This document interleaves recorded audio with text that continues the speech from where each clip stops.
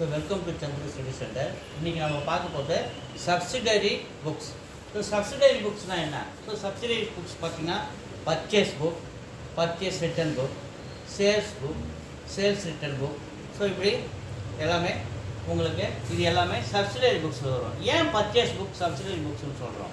So நாம கேஷுக்கும் பொருள் வாங்குவோம், கடனுக்கும் பொருள் வாங்குவோம். அப்படி நம்ம கடனுக்கு எந்தெந்த கம்பெனியில இருந்து நாம் பொருள் வாங்குறோம் ஒரு மாசத்துல அப்படின்னு சொல்லிட்டு நம்ம பார்க்கும்போது record the transaction in the purchase books of Ravi furniture mart.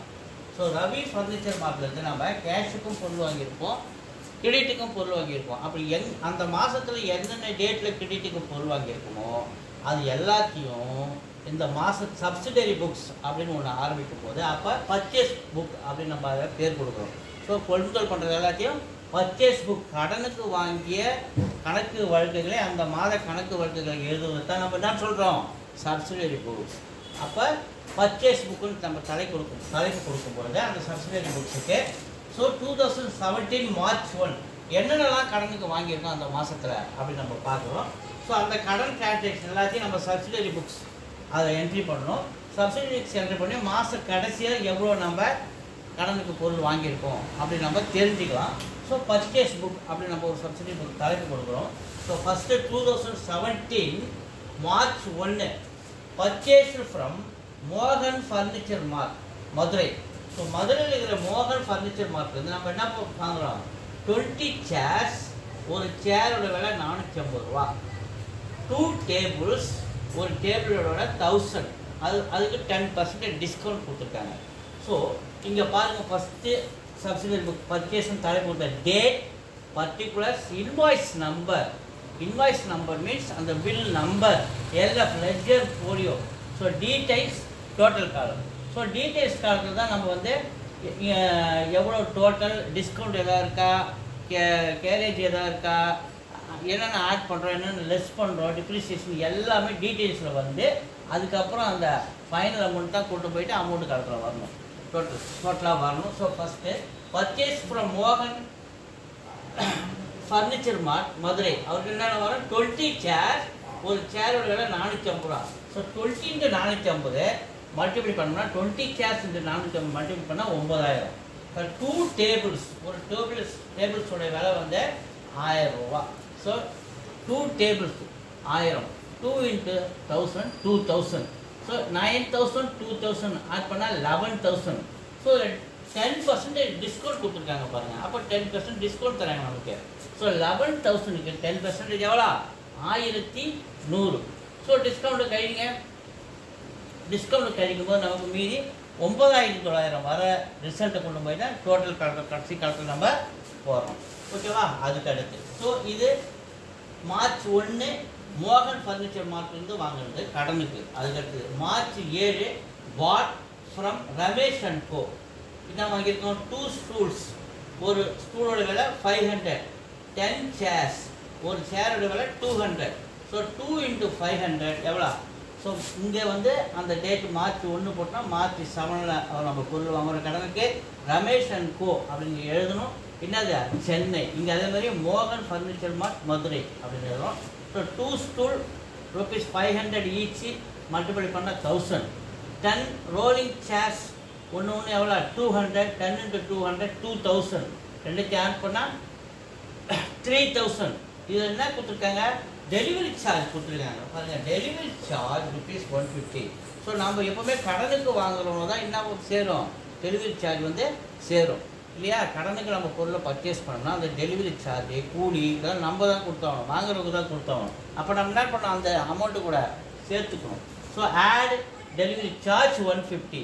3150 last காலத்தில் கொண்டு போய் 3150 இது ரெண்டுத்தையும் ஆட் பண்ணி நம்ம அங்கே போடுறோம்.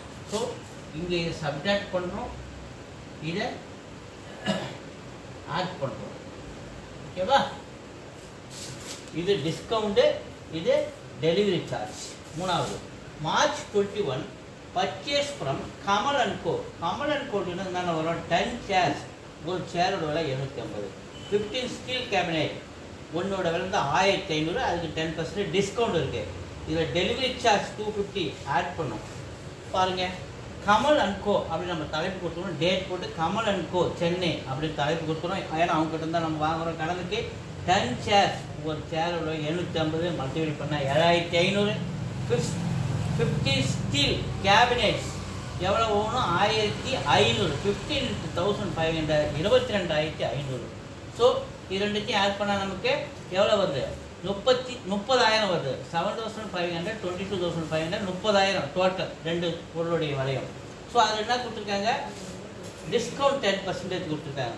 ஸோ 30,000க்கு 10% போட்டோம்னா 3,000. ஸோ அந்த 3,000 நம்ம என்ன பண்ணுறோம்? சப்ட்ராக்ட் பண்ணுறோம் இல்லையா? டிஸ்கவுண்ட்னா சப்ட்ராக்ட் பண்ணுறோம், மைனஸ் பண்ணுறோம். 27,000.